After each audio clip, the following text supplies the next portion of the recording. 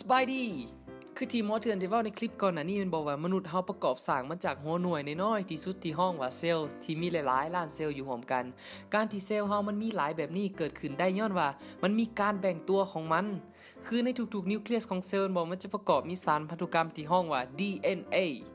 เพื่อที่จะให้เซลล์อื่นมีข้อมูลพันธุกรรมอันเดียวกันฉะนั้นเซลล์ก็จำเป็นต้องมีการจำลองตัว DNA ของมันออกมาอีกสุดหนึ่งซึ่งมื้อนี้หมอเถื่อนจะมาสอนเรื่องการจำลองตัวของ DNA หรือ DNA replication คือขบวนการนี้มันเกิดขึ้นอยู่ในแกนจุลังหรือห้องว่านิวเคลียสและในคลิปก่อนนี้หมอเถื่อนได้อธิบายเกี่ยวกับ DNA ไว้หน่อยหนึ่งก็คือ DNA ของเฮานี่มันประกอบมี2สายประกบกันที่เชื่อมกันด้วยพันธะไฮโดรเจนระหว่าง complementary base ระหว่างอะดีนินธีมินซิโตซินกัวานินแม่นบ่นอกจากนี้แล้ว DNA มันจะมี2ส่วนที่เป็นปลาย5และส่วนที่เป็นปลาย3แต่ว่าทั้ง2เส้นมันบ่ได้ขนานกันแต่ว่ามันสวนทางกันคือถ้าสมมุติเนาะ DNA สายนี้มีทิศตั้งแต่5ไป3มานี่แสดงว่า DNA อีกสายหนึ่งก็จะมีทิศตามกงกันข้ามของมันซึ่งห้องคุณลักษณะของสายนี้ว่า anti parallel strandคอนเซปต์ของ DNA replication มันโคตรง่ายเลยก็คือจาก1โมเลกุล DNA มีการจำลองตัวได้2โมเลกุลของ DNA 1ก็คือมีการแยกออกจากกันของสายโพลีนิวเคลีโอไทด์ของ DNA สายแม่หรือ mother DNA ซึ่งเขาจะได้โพลีนิวเคลีโอไทด์2สายบที่เฮ็ดหน้าที่เป็นแม่แบบหรือ template จากนั้นก็จะมีการสร้างสายใหม่มาประกบสายดั้งเดิมซึ่งในการสร้างสายใหม่แม่นการเอานิวเคลีโอไทด์หรือว่าโมโนเมอร์มาต่อกันเป็นสายยาวๆที่ห้องว่าโพลิเมอร์โดยอาศัยเอนไซม์ที่ชื่อว่า DNA polymerase ซึ่งจะหู้สังเคราะห์สาย DNA เพียงแต่จากทิศปลายหาไปปลาย3ย้ำว่าจากปลายหาไปปลาย3โดยนำเอาก็จะห้องว่าโมโนเมอร์ที่เป็นนิวเคลีโอไทด์มาต่ออยู่ส่วนที่3เด้อถ้าว่าสายนี้แม่นบ่สายหาไป3แสดงว่าทิศของมันก็จะต้องเริ่มจากลุ่มขึ้นไปเทิงและสายนี้บ่สาย3หาบ่ทิศของมันก็ต้องเริ่มจากเทิงลงลุ่มซึ่งผลลัพธ์ของขบวนการ replication นี้เขาจะได้โมเลกุลของ daughter DNA 2โมเลกุลที่มีข้อมูลพันธุกรรมที่คือกันกับ DNA สายแม่เป๊ะๆซึ่งแต่ละสายจะประกอบมี1สายที่เป็นสายดั้งเดิมและอีกสายหนึ่งจะเป็นสายที่ถูกสังเคราะห์ขึ้นมาใหม่ซึ่งเอาห้องการจำลองตัวแบบนี้ว่าการจำลองตัวแบบกึ่งอนุรักษ์ semi conservative replication เห็นแล้วมันบอกว่ามันง่ายสำใดแต่ว่าเฮียนหมอเถื่อนต้องเอาให้สุดที่จริงการจำลองตัวของDNA นี่มันโคตรซับซ้อนคือมันมีเอนไซม์หรือตัวเร่งปฏิกิริยานี่โคตรหลายมาร่วมในกระบวนการนี้สำหรับการสังเคราะห์สาย DNA ขึ้นมานี่มันต้องการพลังงานฉะนั้นจึงมีการแตกออกของพันธะมาโครเออร์กิกของ2 ฟอสเฟตในโมเลกุลของ ATP หรือว่าอะดีโนซิน3 ฟอสฟัตอะไรที่เราเคยเรียนกันมาอันนี้ลืมอธิบายให้ฟังเลยว่านิวเคลีโอไทด์มันบ่ได้เป็นเพียงหัวหน่วยน้อยสุดของ DNA เท่านั้นแต่มันยังเฮ็ดหน้าที่เป็นโมเลกุลที่เก็บสะสมพลังงานไว้เมื่อมันถูกละลายหรือว่าถูกแตกพันธะออกมาขนาดแล้วก็จะได้พลังงานสูงก็คือ ATP หรือว่า ATP ที่เฮาเว้าไปนั่นซึ่งในกระบวนการ replication นี้จะมีการแตกออกของ2พันธะของโมเลกุลของฟอสเฟตเสมอแล้วเราจะเกิดได้เป็น AMP หรือว่า adenosine monophosphate เริ่มเลยก็คือการจำลองตัวของ DNA จะเริ่มอยู่จุดที่ห้องว่า origin of chromosomal replication หรือว่าเขียนย่อก็ได้ ORIC ซึ่งในเซลล์จำพวกยูการิโอตมันจะมีจุดนี้หลายๆจุดบ่คือเซลล์ของแบคทีเรียที่มี origin of replication เพียงแต่จุดเดียวซึ่งการที่สายของ DNA มันจะแตกออกมาเป็นแบบซีได้นั่นมันเกิดจากการที่ถูกโปรตีนเนี่ยมากระทบใส่กับสายของมันเฮ็ดให้แยกออกจากกันจนเกิดเป็นบับเบิ้ลซึ่งบับเบิ้ลตัวนี้นี่มันก็คือorigin of replication นั่นแหละบัดนี้เราลองมาเบิ่งเข้าไปใกล้ๆกันดีกว่าว่าขบวนการนี้มันเฮ็ดเวียกแนวใดถ้าเราซูมว่าแต่ส่วนนี้บอกกับเจ้าจะห้องมันว่า replication fork มันแปลก็คือสมของการจำลองตัวมันคล้ายคือสมว่าหลังจากที่ถูกโปรตีนมากระทบแล้วบอกแล้วเกิดเป็นบับเบิ้ลซึ่งก็คือ origin of replication และก็จะมีกลุ่มของโปรตีนอีกชนิดหนึ่งที่ชื่อว่า SSBP หรือว่า Single Strand Binding Protein มาจับสาย DNA เพื่อให้สองสายของมันยังคงแยกห่างออกจากกันบ่ให้มันไปจับกันใหม่แล้วก็จะมีเอนไซม์อีกอันหนึ่งที่ชื่อว่า Helicase เฮ็ดหน้าที่แยกสายของ DNA ออกจากกันโดยการไปทำลายพันธะไฮโดรเจนระหว่าง complementary base นอกจากนี้แล้วก็ยังมีเอนไซม์อีกอันหนึ่งที่นำหน้า Helicase ก็คือ DNA topoisomerase ที่เฮ็ดหน้าที่เปลี่ยนโครงสร้างโมเลกุลที่ซับซ้อนของ DNA ให้มันง่ายได้ขึ้นหรือว่าง่ายๆก็คือเปลี่ยนรูปร่างของ DNA ที่เป็นเกลียวโคตรไปโคตรมาซับซ้อนให้มันง่ายได้ขึ้นเพื่อให้เอนไซม์ Helicase เวียกได้สะดวกขึ้นคือได้กล่าวไปก่อนหน้านี้มันบอกว่าเอนไซม์ที่เฮ็ดหน้าที่สังเคราะห์สายหรือยืดสายของ DNA แม่น DNA polymerase โดยการเอาโมโนเมอร์มาต่อที่ปลาย3ของสายซึ่งเอนไซม์ตัวนี้มันฮู้สังเคราะห์แต่ที่จากปลาย5ไปปลาย3เท่านั้นแต่ว่ามันบ่ฮู้ที่จะเริ่มสร้างสายใหม่ขึ้นมาฉะนั้นมันก็ต้องมีตัวเริ่มต้นให้ก็คือเอนไซม์ที่ชื่อว่า Primase เฮ็ดหน้าที่สังเคราะห์สาย RNA ย้ำว่าสาย RNA ที่สั้นประกอบด้วยนิวเคลีโอไทด์เบสประมาณ10หน่วยหรือเฮาฮ้องมันว่า Primerจากนั้น DNA polymerase มันบอกก็จะมีการยืดสายของ DNA ยาวไปตามทิศหาไป3ซึ่งขนานกับ DNA สายแม่ก็คือ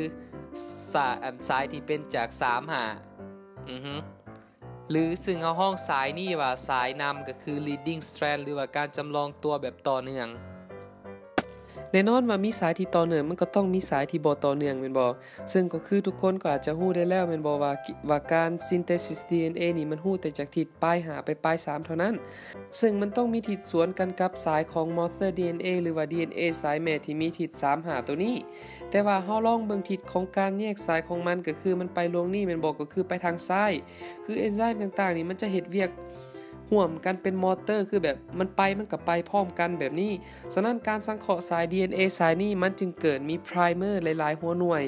และมีการยืดสายที่สั่นขาดวรรคขาดตอนเฮ็ดให้เกิดเป็นสิ้นส่วนน้อยๆที่เอิ้นว่า Okazaki fragment จากนั้นเอนไซม์หนึ่งที่เฮ็ดหน้าที่สำคัญก็คือไลเกสที่เฮ็ดหน้าที่เชื่อม Okazaki fragment นี้เข้าด้วยกันเฮ็ดให้มันกลายเป็นสายยาว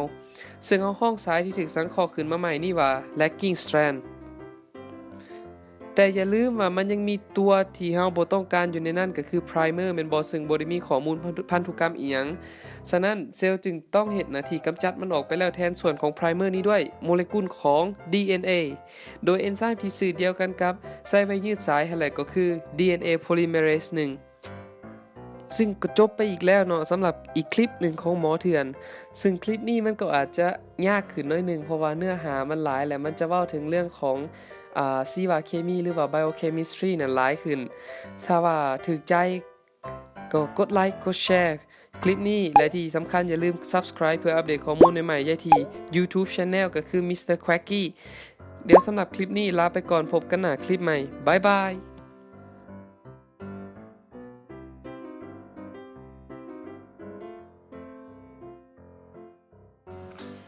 โอเคเดี๋ยวเราจะมาลองแต้มอธิบายง่ายๆในรูปของ DNA ของแท้แม่นบ่ทำอีเฮาฮู้แล้วแม่นบ่ว่าสายใหม่ของ DNA นี่มันถูกสังเคราะห์จากทิศหาไป3แม่นบ่ก็คือทิศตัวนี้สมมุติตัวนี้เป็นตัวนี้เป็นหาตัวนี้ก็จะเป็น3อยู่นี่ตัวนี้ก็จะเป็นหา3 DNA สายแม่ตัวนี้ก็จำเป็นต้องเป็น3 5ตัวนี้ก็เป็น5 3แม่นบ่ซึ่งเฮาฮู้แล้วแม่นบ่ว่าหลังจากที่สาย DNA บ่มันถูกกระทบด้วยโปรตีนกลุ่มนึงมันบ่เฮ็ดให้เกิดสายของ DNA น่ะแยกออกมาเลยจุดๆนั้นนะห้องว่าเป็นบับเบิ้ลแม่นบ่จุดๆนั้นนะห้องว่า origin of chromosomal replication หรือว่าจุด oric แบบนี้ซึ่งเฮาซูมเอาแต่ส่วนนั้นขึ้นมาเนี่ยเฮาเป็นกระเจ้าห้องว่า replication fork แม่นบ่ทำอีกก็คือหลังจากที่สายของ DNA มันแยกออกมากันแล้วก็จะมีโปรตีนกลุ่มหนึ่งที่ชื่อว่า SSBP มาจับอยู่สายของ DNA เพื่อแยกสายของ DNA นะห่างจากกันเพื่อบ่ให้มันไปเสื่อมกันไหมจากนั้นเฮาก็มีเอนไซม์ที่ชื่อว่า Helicase ก็คือเอนไซม์ตัวนี้นี่สำคัญหลายเฮลิเคสนี่เพราะว่าเฮ็ดหน้าที่ทำลายพันธะไฮโดรเจนระหว่าง complementary base แต่ว่าเฮลิเคสเฮ็ดเวียกอย่างเดียวมันก็บ่ได้มันต้องมีเอนไซม์ที่นำหน้าซึ่งชื่อว่าเอนไซม์DNA topoimerase มันบ่เฮ็ดหน้าที่ก็คือเปลี่ยนโครงสร้างของ DNA ที่ว่าเป็นเกลียวที่ซับซ้อนในเฮ็ดให้มันง่ายได้ขึ้นเพื่อให้เอนไซม์เฮลิเคสนั้นเฮ็ดเวียกได้สะดวกขึ้นต่อไปก็คือเขาฮู้แล้วมันบอกว่าDNA polymerase นี่มันสังเคราะห์สาย DNA ขึ้นมาใหม่บ่จากทิศหาไป3หรือก็คือเอานิวเคลียไทด์นั้นมาต่ออยู่ส่วนปลายที่3แต่ว่า DNA polymerase นี่มันบ่ฮู้จักสังเคราะห์สายขึ้นมาใหม่ฉะนั้นต้องอาศัยเอนไซม์ตัวหนึ่งที่ห้องว่า primase ก็คือนำเอา RNA primer เนาะมายองไว้เพื่อให้DNA polymerase นี่สามารถเอานิวเคลียไทด์มาต่อที่ปลายส่วนที่3ของมันก็คือถ้าสมมุติจากซ้ายนี่บ่มีprimer อยู่บ่นี้ซะบ่นี้เห็นบ่ตัวนี้ก็คือ DNA polymerase มันก็จะมีการยืดสายมาปืดสร้างขึ้นมาตามทิศตัวนี้จากทิศหาไป3โดยบ่มีปัญหาหยังแต่ว่าปัญหาก็คือมันอยู่สายตัวนี้เห็นบ่มันเป็นสายหา3มานี่ฉะนั้นทิศของการสังเคราะห์ก็จะต้องไปสวนกลับคืนฉะนั้นมันก็จะสำหรับในการสังเคราะห์สายตัวนี้มันก็จะเกิดเป็นโมโนเมอร์หลายโมโนเมอร์ขึ้นมาสร้างแบบคือตัวนี้มันบอกมันเคลื่อนไปมันหลังจากเฮลิเคสทำลายแล้วก็จะมีโมโนเมอร์มายองอยู่บนนี้ปึ๊บแล้วก็มีการโพลิเมเรสแล้วก็มีตัว DNA โพลิเมเรสนี่ยืดสายมายืดมาเทละน้อยแบบซี่เป็นสิ้นส่วนเทละน้อยแบบนี้ซึ่งเอาห้องว่าโอกาซากิแฟรกเมนต์ห้องว่าโอกาซากิแฟรกเมนต์ซึ่งตัวพวกเฮลิเคสหรือว่า DNA polymerase topoimerase หรือว่า DNA polymerase นี่มันเฮ็ดเรียกเป็นมอเตอร์คือมันไปกันแบบซี่นะเฮาก็เลยแบบมันไปเป็นมอเตอร์ไปพร้อมกันเลยแบบซี่ฉะนั้นเอนไซม์ที่สำคัญก็คือเฮ็ดหน้าที่นำเอาตัวพวกโอกาซากิแฟรกเมนต์นี่มาเสื่อมกันให้เป็นสาย DNA คล้ายๆแบบนี้นี่ซึ่งเอนไซม์ตัวนี้นี่มันจะชื่อว่าเอนไซม์ไลเกสมันบอกหลังจากที่เราได้สาย DNA ที่หลังจากที่เกิดมีการสังเคราะห์สาย DNA แล้วมันบอกคือเซลล์ของเราต้องการแต่ DNA บอกแต่ว่ามันยังมีตัวที่ยังหลงเหลืออยู่นั่นก็คือตัว primer นี่ที่เป็น RNA ฉะนั้นเอนไซม์ที่สำคัญอีกตัวหนึ่งที่เฮ็ดหน้าที่ลบเอา primer ตัวนี้ออกไปและแทนด้วยชิ้นส่วนของ DNA ก็คือสื่อมันจะคล้ายๆกับเอนไซม์ที่เฮ็ดหน้าที่สังเคราะห์สาย DNA และนั่นก็คือ DNA polymerase 1ประมาณนี้